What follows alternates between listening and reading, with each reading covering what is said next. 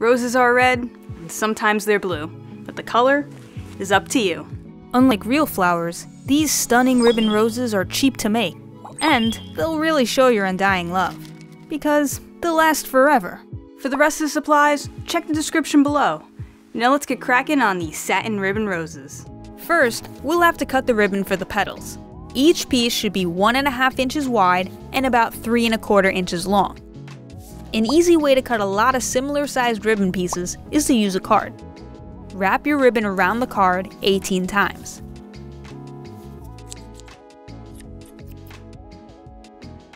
Then, from inside the loop, cut each side with a scissor.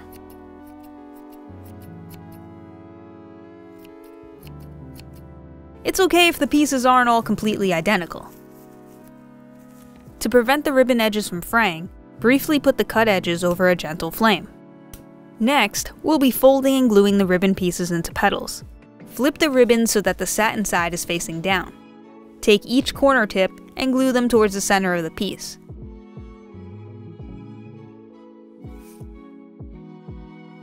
Then take each bottom corner tip and glue them on top of that.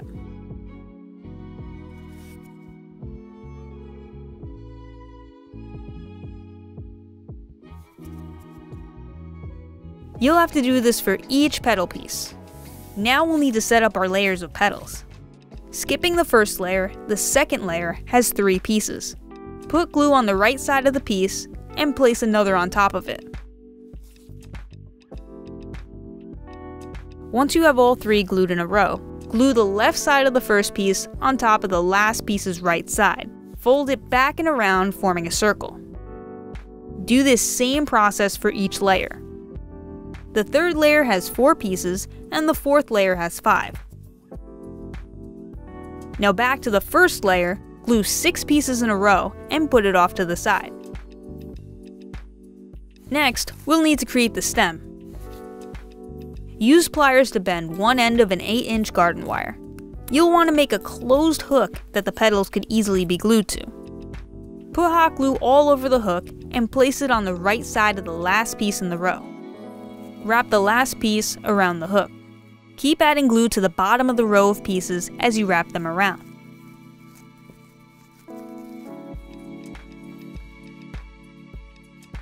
With the first layer together, take the second and slide it up and through the bottom of the stem. Put hot glue on the bottom of the first layer and place the second layer on top.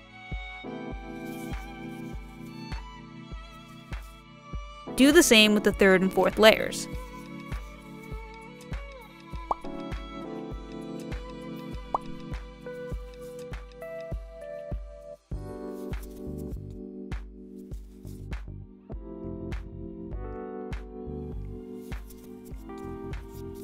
Although the rose looks quite nice as it is, we still have a lot of work to do to make it a full flower. To cover up these bottom layers, we'll need to make sepals. That's the greenery underneath the flower. From a 1.5-inch width green satin ribbon, cut out 8 to 10 pieces that are 2 inches in length. Then cut each of those in half lengthwise. From those pieces, cut out skinny and long sepal-shaped leaves. Remember to briefly put the cut edges over a gentle flame to prevent fraying.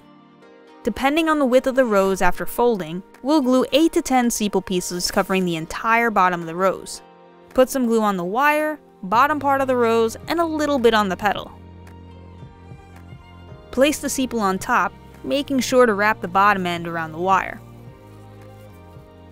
Glue the remaining sepals to cover the rest of the bottom. Next, we'll work on the most challenging part, the leaves. From the same 1.5-inch width green satin ribbon, cut out 4 pieces that are 2.5 inches in length. Fold it in half and cut out a leaf-like shape.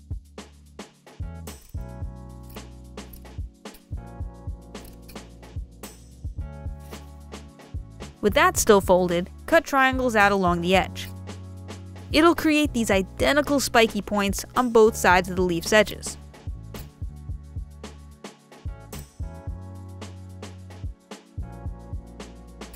For me, it's the most frustrating part because the fraying ruins the spiky shape and I can't quite cut nice triangles for the life of me.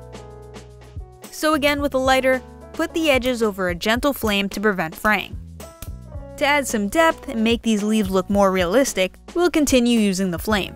Fold the leaf where a ridge would be and run a gentle flame along the bend. This should make an indent in the satin.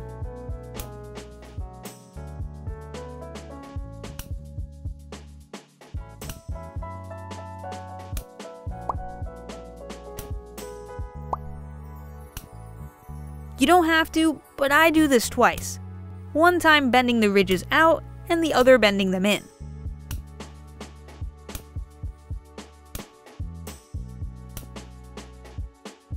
Repeat this entire process for the 3 other leaves. To attach the leaves to the wire, we're going to use green floral wire. Put some glue on a 5-inch wire and stick it in the center ridge of the leaf. Fold the leaf over and then open it back up. Now we can put our leaves together.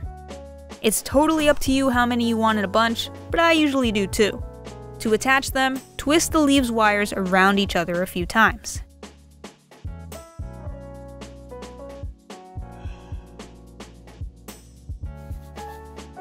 Then wrap it around the stem wire wherever you'd like them to be.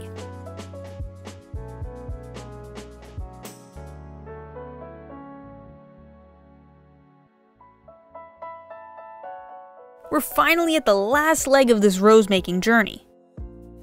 From the 1.5-inch wide green satin ribbon, cut out a piece that's 9.5 inches long. Then, cut that piece in half.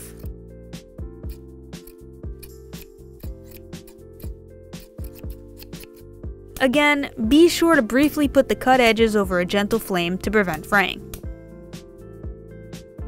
Put hot glue on the end of one ribbon. Wrap it around the top of the stem wire, covering a little bit of the bottoms of the sepals. Keep wrapping it around at a diagonal as you go down the stem wire.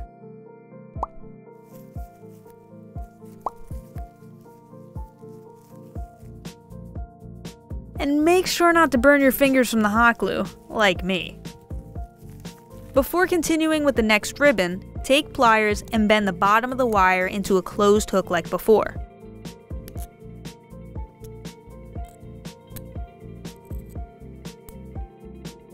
Continue down the wire, gluing the second ribbon to it.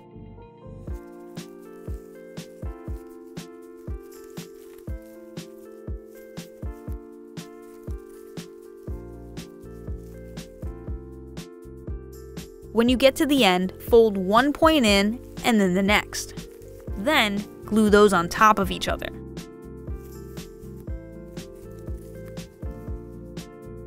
If you got some glue on the satin, don't worry. You can run a gentle flame over the stem to melt some of it. And there you have it, an inexpensive bouquet of flowers that definitely takes quite a while to make, but are well worth the effort.